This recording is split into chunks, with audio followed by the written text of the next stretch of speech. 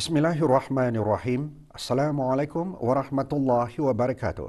Bersua dalam berita perdana malam ini, saya Syaful Bakrin Haji Suhaili. Dan saya Rafiza Haji Mahmud. Berita-berita utama malam ini.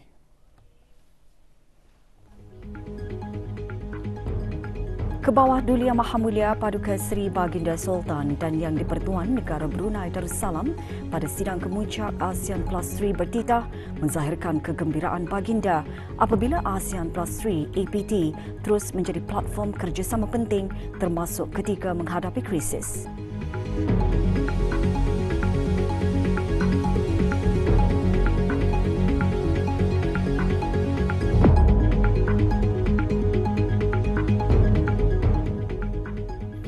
Kebawah Duli Yang Maha Mulia berkenan berangkat menghadiri sidang-sidang kemuncak bersama rakan-rakan dialog ASEAN.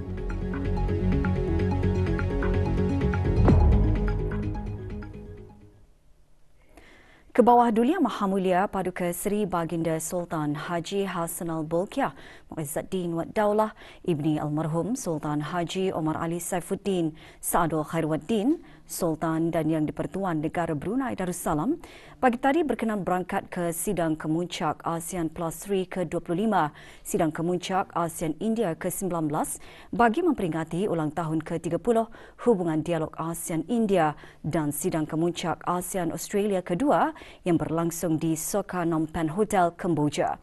Berangkat mengiringi Kebawah Duli Yang Maha Mulia Paduka Seri Baginda Sultan dan Yang di-Pertuan Negara Brunei Darussalam ialah Dulian Teramat Mulia Paduka Seri Pengiran Muda Abdul Matin.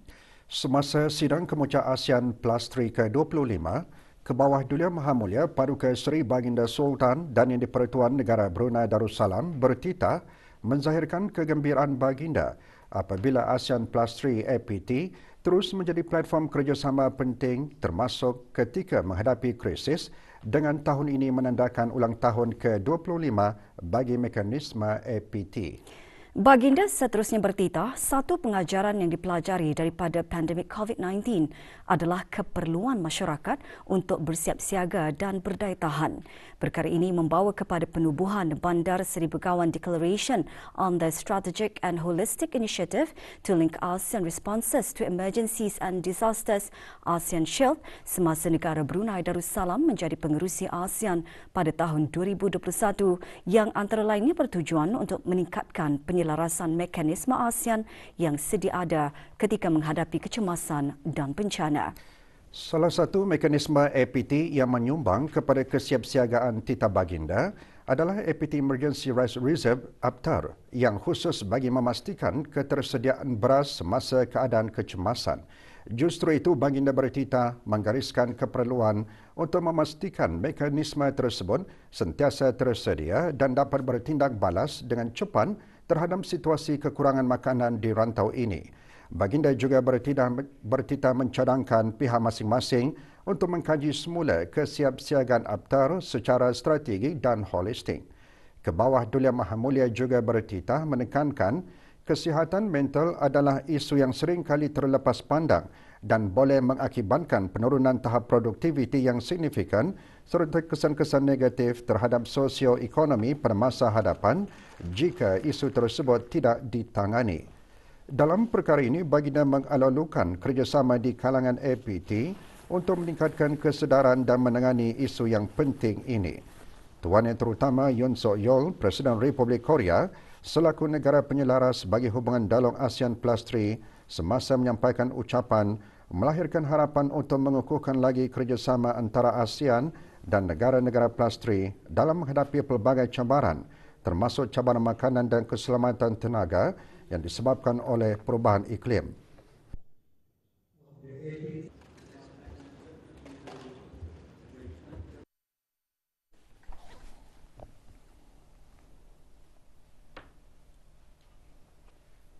Sidang kemuncak ASEAN Plus 3 diikuti dengan kenyataan Tuan Yang Terutama Lee Ki-chang, Premier of the State Council of the People's Republic of China, yang menekankan pencapaian ASEAN Plus 3 dalam bidang rizab makanan dan kewangan ke arah meningkatkan pembangunan sosioekonominya serta sebagai kestabilan rantaian bekalan industri antarabangsa dan serantau. Sementara itu, Tuan Yang Terutama Fumio Kishida, Perdana Menteri Jepun, mengalulukan kemajuan teguh dalam bidang kerjasama baharu antara ASEAN dan negara-negara PLUS3 seperti ekonomi digital dan pertanian yang berdaya tahan dan menekankan pengukuhan kerjasama dalam 4 bidang utama iaitu kerjasama maritim, kesaling hubungan, pencapaian matlamat pembangunan mapan SDG dan pemulihan awal akibat pandemik COVID-19. Pada sidang kemuncak itu, para pemimpin menggalakkan kerjasama dan integrasi yang lebih baik di kalangan ASEAN Plus 3 untuk mengukuhkan ketahanan rantaian bekalan makanan, menggalakkan pertanian mampan serta menangani jurang digital. Selepas sidang kemuncak ASEAN Plus 3 ke-25, Kebawah Duli Yang Maha Mulia kemudian berangkat bersama para pemimpin lainnya bagi menghadiri sidang kemuncak ASEAN India ke-19 bagi memperingati ulang tahun ke-30 hubungan dialog ASEAN India. Pada sidang kemuncak ini, Kebawah Duli Yang Maha Mulia bertitah menyatakan bahawa tahun ini menandakan ulang tahun ke-30 hubungan dialog ASEAN India. Baginda bertitah mengakui perkongsian di antara kedua-dua belah pihak sejak bertahun lamanya telah melihat perkembangan yang pesat dan baginda seterusnya bertitah menzahirkan penghargaan terhadap sumbangan Republik India kepada keamanan dan kemakmuran rantau ini. Ke arah ini, Kebawah Duli Yang Maha Mulia bertitah menekankan keperluan untuk menjadikan perjanjian perdagangan bebas ASEAN India lebih mudah, mesra perniagaan dan responsif terhadap cabaran-cabaran ekonomi. Oleh itu, baginda bertitah mengalu-alukan semua pihak untuk mengkaji semula perjanjian perdagangan barangan ASEAN India dengan segera. Kebawah Duli Yang Maha Mulia juga bertitah menitik beratkan kepentingan pelaburan dalam pembangunan para belia dengan melengkapkan mereka dengan ciri-ciri kemahiran yang berpatutan. Dalam menghargai kepimpinan India di bidang sains digital termasuk artificial intelligence, baginda juga bertitah mengalu-alukan kerjasama pembangunan model insan melalui kerjasama lanjut di antara institusi-institusi pengajian tinggi. Sementara itu, Tuan Yang Terutama Sri Jagdeep Dhankar, Naib Presiden Republik India, semasa menyampaikan ucapan antara lainnya mengkongsikan mengenai perkembangan hubungan ASEAN-India yang bersifat pelbagai dimensi melalui penglibatan dalam bidang kesaling hubungan, perubahan iklim, keselamatan, teknologi dan perdagangan.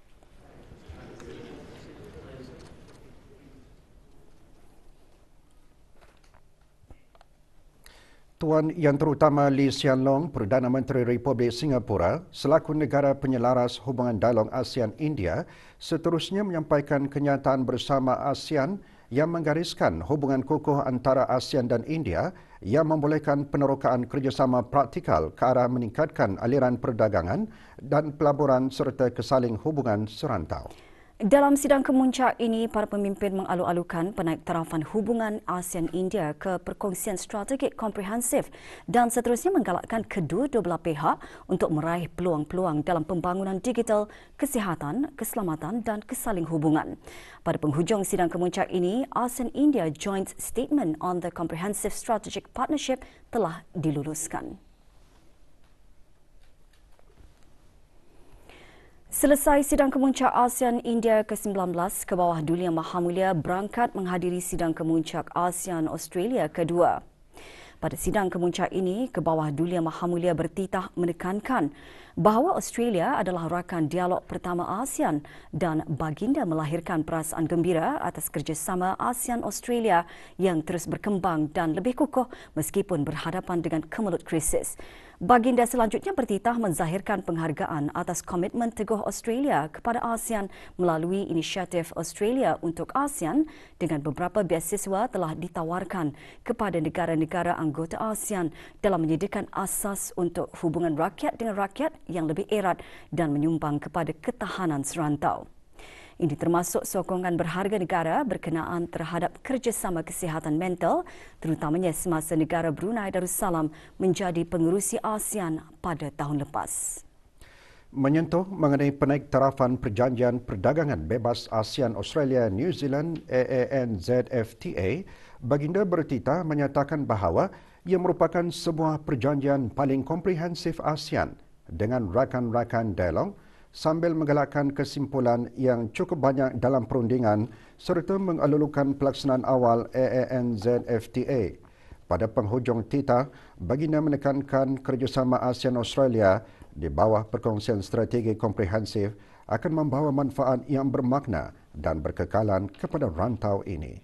Sementara itu, The Honourable Anthony Albanese, Perdana Menteri Australia, semasa menyampaikan ucapan antara lainnya mengesahkan semula komitmen Australia terhadap kerjasama di bawah ASEAN Outlook on the Indo-Pacific AOIP, penyediaan bantuan pembangunan kepada ASEAN serta usaha-usaha terhadap peralihan tenaga.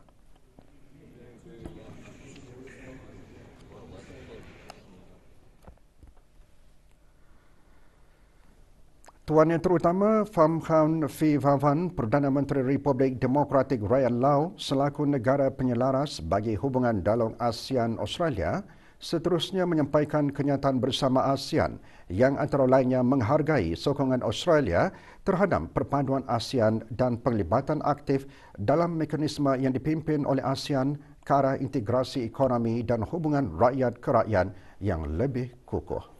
Dalam sidang kemuncak ini, para pemimpin menyokong persekitaran yang mesra perniagaan bagi memastikan aliran barangan dan perkhidmatan tidak tersekat dan juga pertukaran pengetahuan dan pengalaman dalam bidang-bidang berkepentingan bersama termasuk teknologi digital dan perubahan iklim.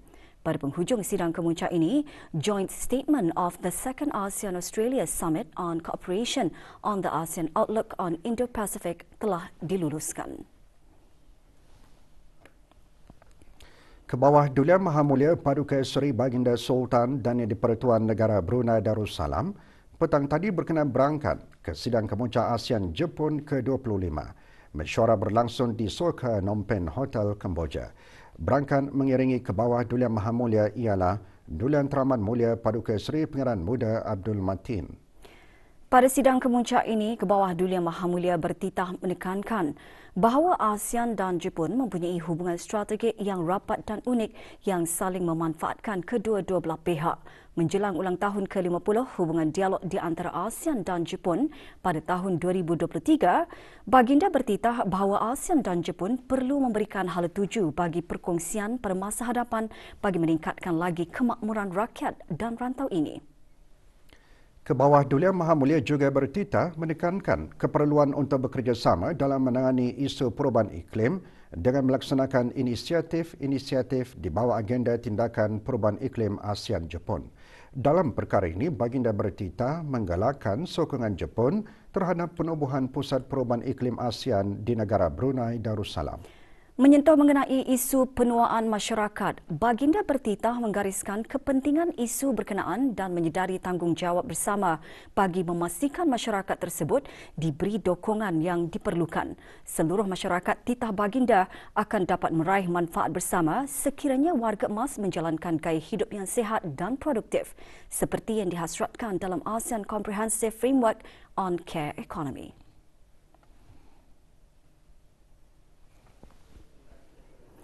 Dalam mengakhiri titah, Kebawah Duli Yang Maha Mulia yakin bahawa ASEAN mempelajari daripada Jepun khususnya mengenai dasar-dasar yang dilaksanakan dan mengamalkan pemikiran yang menjurus kepada penuaan aktif bagi memastikan kemesraan dan keharmonian masyarakat dan penduduk. Sementara itu, Tuan Yang Terutama Fumio Kishida, Perdana Menteri Jepun, dalam kenyataannya mengungsikan Jepun bersedia untuk bekerjasama dengan ASEAN ke arah keamanan dan kemakmuran rantau ini melalui usaha-usaha ke arah pemulihan ekonomi pasca COVID-19 dan mengekalkan kerjasama antarabangsa yang bebas dan terbuka.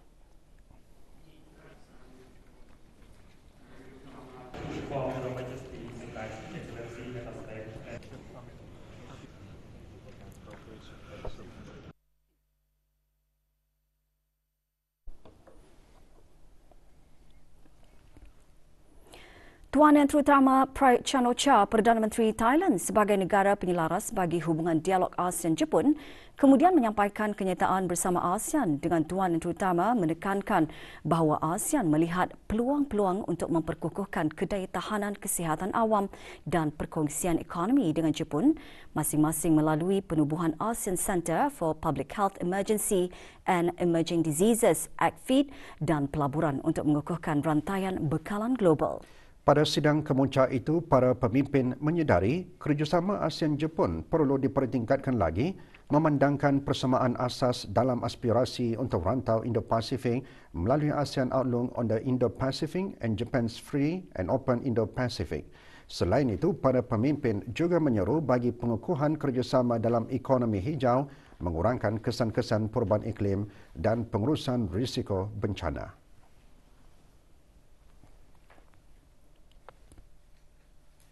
Kebawah Duli Maha Mulia Paduka Seri Baginda Sultan dan Yang di-Pertuan Negara Brunei Darussalam petang tadi berkenan berangkat bagi mesyuarat dua hala bersama Tuan Yang Terutama Ferdinand Romualdez Marcos Jr., Presiden Republik Filipina. Mesyuarat tersebut berlangsung di Soka Phnom Penh Hotel, Kemboja. Semasa mesyuarat tersebut, Kebawah Duli Maha Mulia Paduka Seri Baginda Sultan dan Yang di-Pertuan Negara Brunei Darussalam dan Tuan Yang Terutama Presiden Republik Filipina antara lainnya berbincang mengenai perkara-perkara yang menjadi kepentingan bersama dalam mengukuhkan hubungan dua hala yang sekian lama terjalin antara kedua-dua buah negara.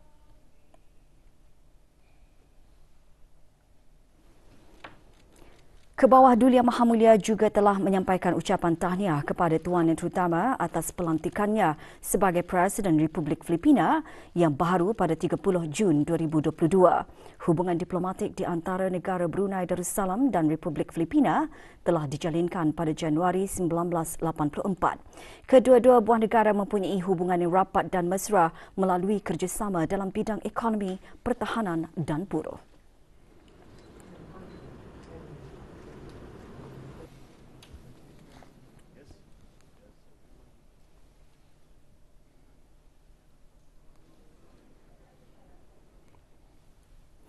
Pada sebelah petang kemarin, Kebawah Duli Maha Mulia berangkat menghadiri sidang kemuncak ASEAN Republik Korea ke-23. Semasa sidang kemuncak ini, Kebawah Duli Maha Mulia antara lain bertitah menekankan bahawa Republik Korea adalah sebuah rakan strategik ASEAN yang sangat berharga yang telah menyumbangkan pertumbuhan, pembangunan dan kemakmuran di rantau ini.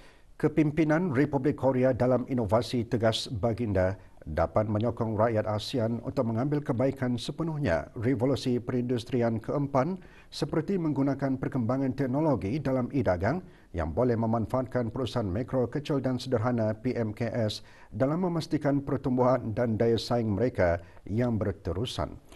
Kebawah Duli Yang Maha Mulia seterusnya menyuarakan pendapat Baginda bahawa semua pihak perlulah bekerjasama dalam menangani kesan perubahan iklim dan oleh itu Baginda mengalu-alukan Republik Korea untuk bekerjasama dalam membangunkan dasar bagi menangani cabaran melalui Pusat Perubahan Iklim ASEAN yang akan dihoskan oleh negara Brunei Darussalam.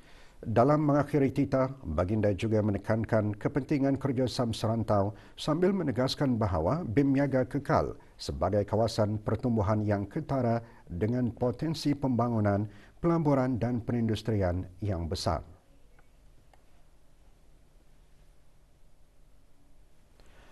Oleh itu, Baginda menzahirkan penghargaan atas sumbangan Republik Korea kepada dana kerjasama BIM-Niaga Republik Korea yang akan dapat memajukan lagi sosioekonomi.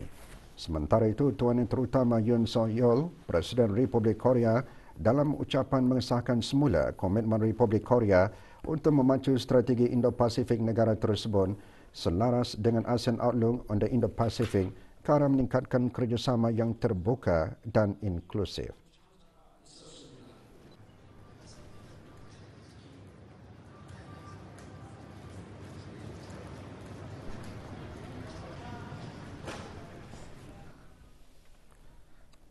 Tuan Yang Terutama Pham Minh Chinh, Perdana Menteri Republik Sosialis Vietnam selaku negara penyelaras hubungan dialog ASEAN Republik Korea seterusnya menyampaikan kenyataan bersama ASEAN yang antara lain menggariskan pengukuhan lanjut kerjasama di antara ASEAN dan Republik Korea melalui peningkatan kerjasama komprehensif dan pengukuhan perkongsian bagi keamanan, kestabilan dan keselamatan di rantau ini. Dalam sidang kemuncak tersebut, para pemimpin membincangkan bagi mempercepatkan tindakan untuk menangani perubahan iklim, usaha-usaha ke arah mempertingkatkan arkitektur digital serta mengukuhkan lagi kerjasama bersama Republik Korea dalam bandar pintar dan ekonomi hijau. Selesai sidang kemuncak ASEAN Republik Korea ke-23, Kebawah Dulia Maha Mulia berangkat menghadiri sidang kemuncak ASEAN PBB ke-12. Semasa bertitah dalam sidang kemuncak tersebut, Kebawah Dulia Maha Mulia menzahirkan penghargaan kepada Tuan Menteri Utama Antonio Guterres, Setiausaha Agung Pertubuhan Bangsa-Bangsa Bersatu PBB atas sokongan berterusan PBB bagi usaha-usaha pembinaan komuniti ASEAN. Baginda seterusnya mengakui bahawa pandemik COVID-19 memperlahankan kemajuan dan menghambat usaha-usaha bagi merealisasikan matlamat pembangunan mapan atau Sustainable Development Goals SDG. Oleh itu, sidang kemuncak SDG kedua pada tahun 2023 adalah dialulukan yang mana ia adalah masa yang tepat untuk mengkaji semula pendekatan ASEAN PBB dalam melaksanakan agenda 2030. Kerana ini, Baginda menyeru ASEAN dan PBB supaya bekerjasama lebih rapat lagi dan terus menggalakkan pelengkap antara visi Komuniti ASEAN 2025 dan Agenda 2030. Kebawah Dulia Maha Mulia selanjutnya mengalu-alukan kerjasama dengan agensi PBB yang berkaitan melalui Pusat Perubahan Iklim ASEAN di negara Brunei Darussalam untuk mengukuhkan kapasiti ASEAN dalam mengurangkan kesan perubahan iklim. Dalam mengakhiri titah, Baginda juga menyampaikan pujian kepada Tuan Menteri Utama Setiausaha Agung PBB atas visi agenda bersama dalam mempromosikan masa depan yang lebih terjamin dan makmur. ASEAN PBB juga perlu kekal fokus ke arah mencapai matlamat bersama akibat ketidaktentuan global dan ketegangan geopolitik yang semakin meningkat.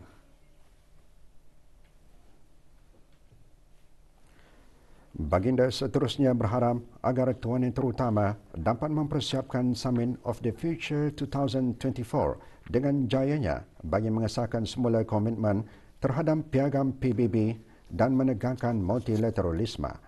Sementara itu, Tuan Menteri Utama Antonio Guterres, Setiausaha Agung PBB, dalam kenyataannya menekankan bahawa ASEAN sebagai sebuah rantau memainkan peranan yang penting dalam menangani peningkatan risiko ekonomi global yang berpecah belah dan cabaran lain yang akan datang melalui penyelesaian pelbagai hala.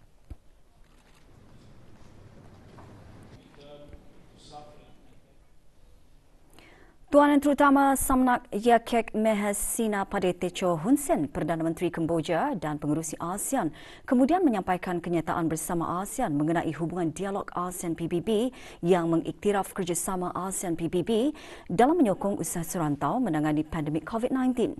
Berikutan ketidaktentuan dan cabaran global, ASEAN dan PBB hendaklah bekerjasama lebih rapat melalui penglibatan yang membina bagi menegakkan multilateralisme. Dalam sidang kemuncak itu, para pemimpin menyuruh kerjasama yang lebih kukuh antara ASEAN dan PBB bagi memastikan kerjasama antarabangsa yang terbuka dan berasaskan peraturan demi mengekalkan keamanan dan kemakmuran rantau ini serta sokongan daripada PBB dalam menangani krisis makanan, tenaga dan keselamatan.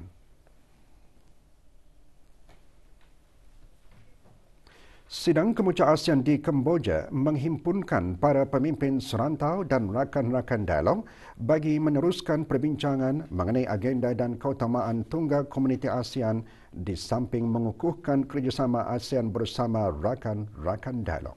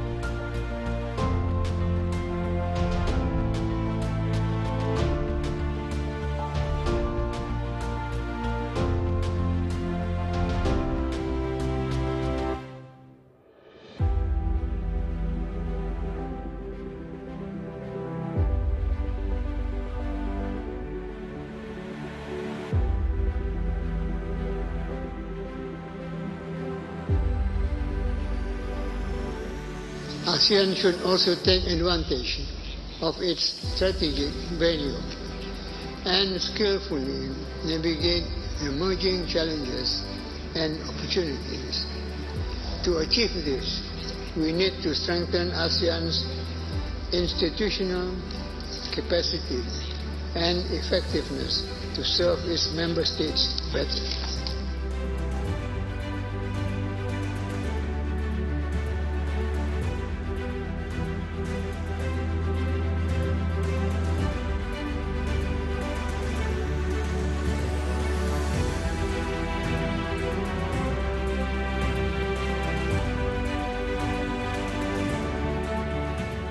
We welcome negotiations to upgrade the ASEAN-China Free Trade Agreement and bring it up to date, more business-friendly and resilient to global challenges.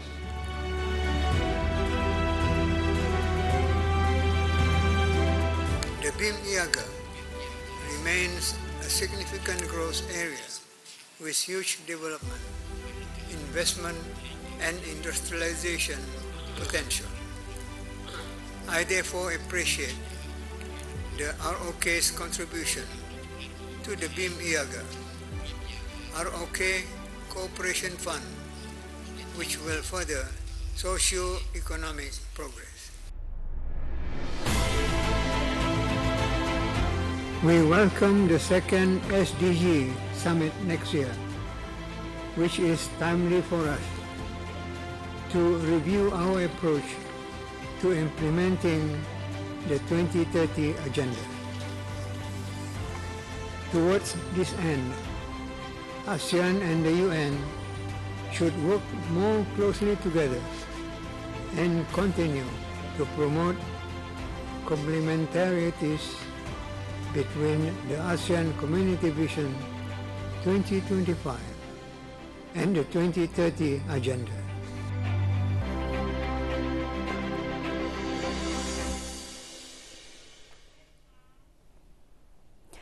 Tujuh pegawai dan kaki tangan Jabatan Kastam dan Eksais Diraja JKED dihadapkan ke Mahkamah Perantaraan di Bandar Seri Begawan hari ini kerana masing-masing menghadapi pertuduhan rasuah bersubahat melakukan pecah amanah dan penyalahgunaan kuasa.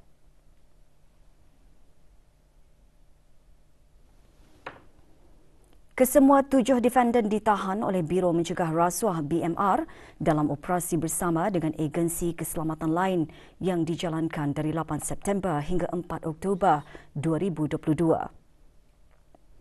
Operasi tersebut dikaitkan dengan maklumat yang diterima oleh BMR berkenaan pegawai-pegawai JKED yang dikatakan melakukan kesalahan menjual barangan yang dirampas oleh JKED yang disimpan di sebuah gudang di Muara yang mana sebahagiannya telah diperintahkan untuk dilupuskan.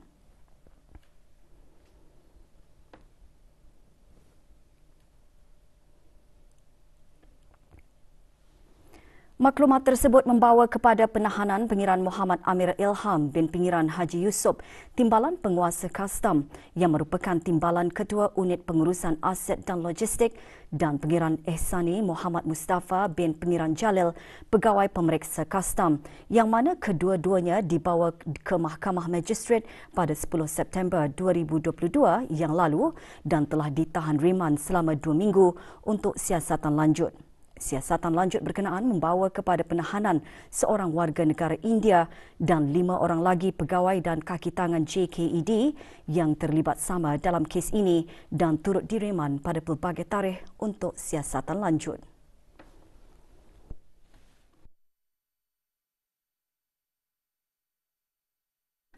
Tangkapan susulan kemudian dibuat ke atas Abu Talib bin Haji Awang Tengah, Timbalan Penguasa Kastam iaitu Ketua Unit Pengurusan Aset dan Logistik dan hari ini didakwa kerana melakukan kesalahan pecah amanah di bawah Bab 409 Kanun Hukuman Jenayah pada bulan Ogos 2022 iaitu dengan menyalahgunakan harta yang dirampas oleh JKED termasuk pelbagai alat ganti kenderaan, motosikal mini, basikal, telefon bimbit, jam tangan, gelang jen dan pemotor rumpun yang mana diamanahkan kepada Abu Talib bin Haji Awang Tengah sebagai Ketua Unit Pengurusan Aset dan Logistik RCED Manakala Pengeran Muhammad Amir Ilham bin Pengeran Haji Yusof, Timbalan Penguasa Kastam, Pengeran Ehsani Muhammad Mustafa bin Pengeran Jalil, Pegawai Pemeriksa Kastam, Dayangku Harul Lizan binti Pengeran Zainal, Pegawai Kastam.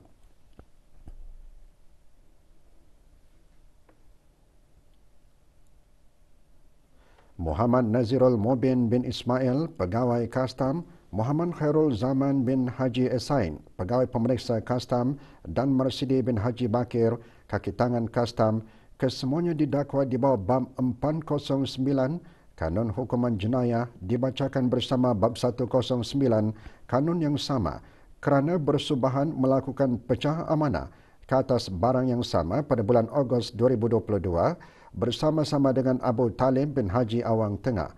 Siasatan lanjut oleh BMR juga menunjukkan kesalahan-kesalahan lain juga telah dilakukan oleh Pengeran Ehsani Muhammad Mustafa bin Pengeran Jalil, Pegawai Pemeriksa Kastam hari ini juga didakwa atas dua kesalahan di bawah bab 6(a) Akta Pencegahan Rasuah kerana menerima rasuah sebanyak RM150 dan RM100 pada bulan September 2022 sebagai ganjaran daripada seorang kontraktor yang telah dianugerahkan dua projek berasingan untuk menjalankan kerja-kerja pemasangan di JKED. Pengeran Ehsani Muhammad Mustafa bin Pengeran Jalil juga berdepan dengan pendakwaan di bawah bab 12B Akta Pencegahan Rasuah kerana melakukan salah laku sebagai penjawat awam, iaitu seorang pegawai pemeriksa kastam dengan menjual minuman yang memabukkan kepada seorang warga India di antara 28 Ogos 2022 dan 5 September 2022 yang mana adalah satu kesalahan di bawah bab 78 Perintah Eksaise 2006.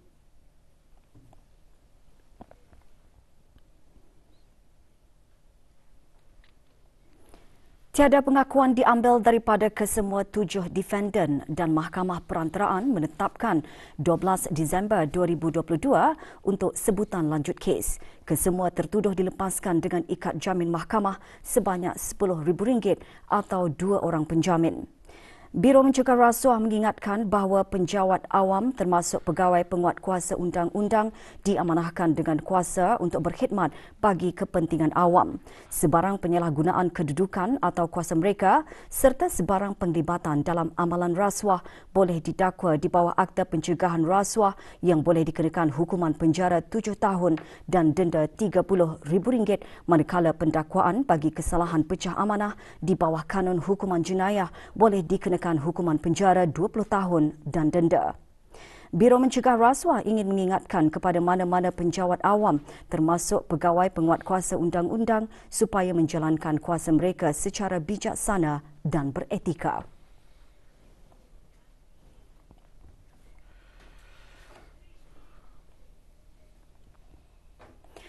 6 orang ketua keluarga yang terlibat dalam kejadian banjir, kebakaran rumah dan angin kencang menerima bantuan kewangan dari Kementerian Kebudayaan Belia dan Sukan melalui Jabatan Pembangunan Masyarakat JAPIM. Penyampaiannya disempurnakan oleh Yang Berhormat Datuk Seri Setia Awang Haji Nazmi bin Haji Muhammad, Menteri Kebudayaan Belia dan Sukan. Bantuan tersebut dihasrat dapat meringankan kesusahan mereka yang ditimpa musibah. Majlis penyerahannya diadakan di kementerian tersebut. Kajian Tenaga Kerja KTK 2022 bertujuan mengumpul maklumat terkini mengenai saiz, struktur, taburan dan ciri-ciri tenaga kerja, pekerjaan, pengangguran dan lain-lain ciri ekonomi penduduk yang akan digunakan dalam membantu perancangan, penyelidikan, penyediaan dasar dan pengurusan tenaga kerja. Perkara itu dijelaskan oleh Setiausaha Tetap Fiskal 1 Kementerian Kewangan dan Ekonomi pada majlis mengangkat sumpah bagi pegawai-pegawai KTK 2022. Dayang Haja Nurulia binti Haji Kulia berkata, hasil KTK akan membantu perancangan, penyelidikan dan penyediaan dasar serta pengurusan tenaga kerja berasaskan fakta bagi keperluan perancangan sosioekonomi negara serta kegugaran sektor swasta, akademia, penyelidik, penuntut dan orang ramai. Pada majlis ini, 74 pegawai kajian mengangkat sumpah. KTK 2022 dikendalikan oleh Jabatan Perancangan Ekonomi dan Statistik Kementerian Kewangan dan Ekonomi bermula 14 November hingga 11 Disember 2022. Kajian melibatkan 3,200 buah keluarga terpilih di seluruh negara. Tahun 2022 menyaksikan penerokaan dan pembuka jalan ke arah kemungkinan baharu dalam pengajaran dan pembelajaran dalam norma baharu. Setiausaha Tetap Pendidikan Teras Kementerian Pendidikan berucap menyatakan perkara tersebut pada sesi dialog Ketua Jabatan Kementerian Pendidikan bersama pemimpin sekolah sempena Konvensyen Pemimpin-Pemimpin Sekolah kelima pagi tadi. Dalam ucapannya, Dr. Syamsiah Zuraini Kancanawati binti Haji Tajuddin juga mengongsikan beberapa fokus struktur dan fungsi yang menjadi keutamaan sejak konvensyen berkenaan, antaranya termasuk penekanan ke arah penubuhan kewarganegaraan digital untuk pendidik dan pelajar menggunakan teknologi dengan teliti serta membantu pelajar berjaya dalam dunia digital. Sesi diteruskan dengan ceramah kepimpinan dalam Islam bertajuk Islamic Leadership Through Prophetic Model. Berlangsung selama 2 hari, sesi dialog dihadiri oleh lebih 300 pemimpin sekolah rendah, menengah dan pusat tingkatan dari Kementerian Pendidikan dan Kementerian Hal Ehwal Agama dengan tema Pemimpin Berkualiti, Pendidikan Berkualiti.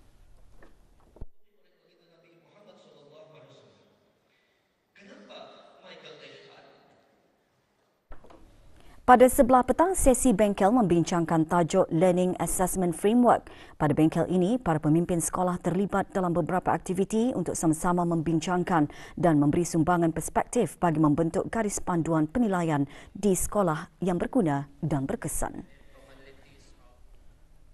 Dewan Bahasa dan Pustaka DBP melalui bahagian perpustakaan menambah lagi satu sudut bacaan khusus untuk pelanggan yang datang ke restoran It's Hon. Majlis perasmiannya berlangsung pagi tadi di restoran tersebut di Kampung Delima 1. Perasmiannya disempurnakan oleh Pengarah Haji Muhammad Hasnan bin Pengarah Haji Ali Hassan, Setiausaha Tetap Kebudayaan Kementerian Kebudayaan Belia dan Sukan. Inisiatif penubuhan sudut ini secara tidak langsung memupuk budaya membaca dalam kalangan masyarakat tanpa mengira peringkat umur.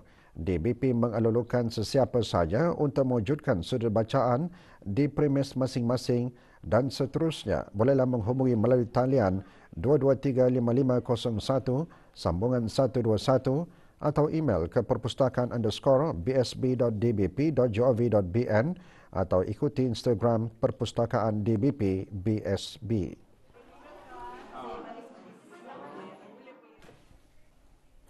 Indeks harga pengguna IHP bagi bulan September 2022 meningkat 0.2% berbanding bulan Ogos tahun yang sama. Jabatan Perancangan Ekonomi dan Statistik Kementerian Kewangan dan Ekonomi dalam siaran medianya menyatakan peningkatan tersebut adalah disebabkan oleh peningkatan indeks makanan dan minuman ringan dan indeks bukan makanan masing-masing 0.1% dan 0.2%. Berbanding bulan September 2021, IHP meningkat sebanyak 4.3%. Peningkatan itu selaras dengan peningkatan harga makanan dan minuman ringan dan bukan makanan masing-masing sebanyak 6.7% dan 3.7%.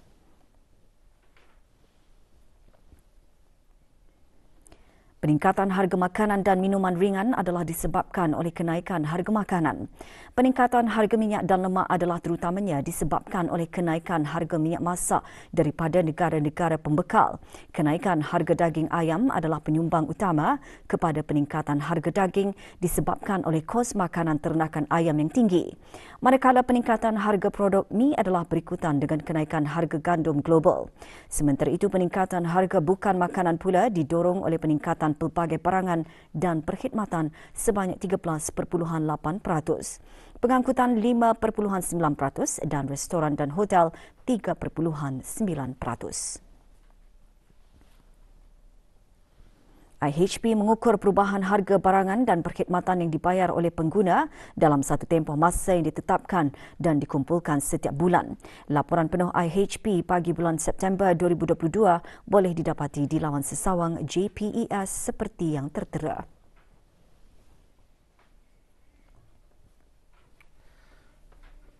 Status harian normal baharu COVID-19. Satu kes berada dalam kategori 4 iaitu yang memerlukan bantuan oksigen dan di bawah pemantauan rapi. Kementerian Kesihatan memaklumkan 592 kes dilaporkan sembuh. Jumlah keseluruhan pemberian 2 dos vaksin COVID-19 bagi kanak-kanak berumur 5 hingga 11 tahun 86.4%. Bagi remaja berumur 12 hingga 17 tahun yang mendapat 3 dos vaksin 61.8% dan liputan bagi rakyat dan penduduk negara ini yang mendapatkan 3 dos vaksin 78.7%.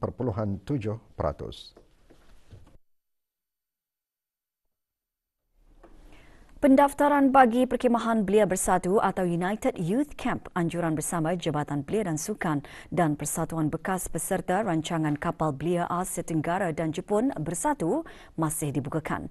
Acara tersebut akan diadakan selama 4 hari di Perkampungan Sukan Kompleks Sukan Negara Hassanal Bolkiah Brakas bermula 28 November 2022. Semasa ditemu bual oleh pewarta RTB Muhammad Zulhardi Hamdan, pengerusi Perkhemahan Belia Bersatu antara lain mengungsikan acara tersebut akan diisikan dengan pelbagai aktiviti bermanfaat memfokuskan antaranya kepada pembentukan kepimpinan, semangat cintakan negara, berdikari, setia kawan dan disiplin. Acara menyasarkan belia berusia 17 tahun hingga 23 tahun dengan pendaftaran berdasarkan first come, first serve. Objektifnya adalah untuk pendedahan awal kepada belia-belia Ketani mengenai dengan program-program ataupun kem-kem kebeliaan yang diungkayahkan oleh Jabatan Belia dan Sukan dan juga mana-mana dalam negeri ataupun luar negara dan mengetahui bagaimana konsep yang akan dijalankan semasa mengikuti kem-kem di luar negara. Sebagai contoh, program rancangan Kapal Belia Asia Tenggara, program pertukaran belia Brunei Korea, program pertukaran Brunei Malaysia. Belia yang berminat bolehlah mendaftar dengan mengisi borang melalui pautan yang tertera. Tarikh akhir untuk mendaftar 15 November ini. Pihak Berkuasa Maritim dan Pelabuhan MPABD dalam siaran akhbarnya memaklumkan mengenai jadual terkini operasi feri penumpang dan feri kenderaan bagi perjalanan dari negara Brunei Darussalam ke wilayah Persekutuan Labuan dan dari wilayah Persekutuan Labuan ke negara Brunei Darussalam. Bermula pada 15 November 2022, jadual operasi terkini feri penumpang dan kenderaan di Terminal Feri Serasa adalah seperti berikut. Bagi perjalanan negara Brunei Darussalam, wilayah Persekutuan Labuan, negara Brunei Darussalam, jadual operasi adalah seperti yang tertera.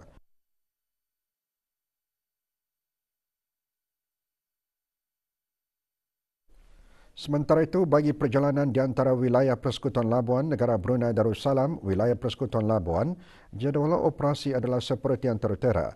Tempahan awal dan makluman lanjut, hubungi syarikat pengendali feri sekurang-kurangnya 1 hari sebelum membuat pelayaran.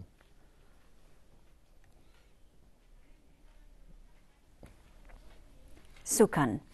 Kejohanan bola keranjang Piala Lausanne, pasukan ACCG dan TKT House masing-masing meraih kemenangan dalam aksi kategori veteran.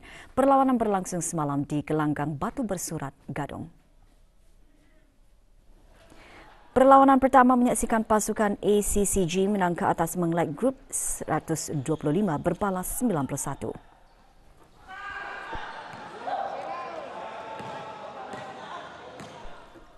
Dalam perlawanan kedua pula menyaksikan pasukan TKT House menewaskan DHJ dengan keputusan 129 berbalas 105.